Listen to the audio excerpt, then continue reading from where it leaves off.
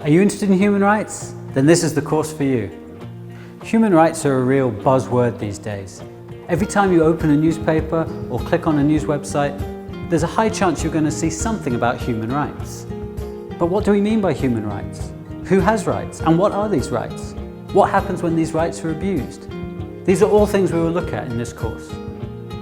Throughout these 3 parts of the course, we will cover a broad scale of human rights related topics. However, as we will be starting with the fundamentals, it's not a problem if you don't have any previous experience of studying human rights.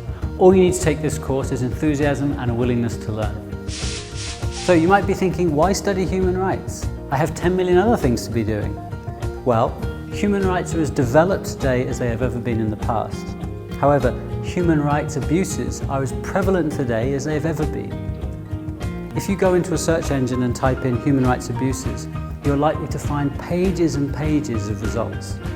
In this course, we'll learn all about human rights, their values, their aims, how they protect us, and the liberties and freedoms they give each and every one of us, just because we are human. Whether you only have a little bit of knowledge about human rights or no knowledge at all, it doesn't matter. In this course, we're going to start from the very beginning and work our way up, so please join us.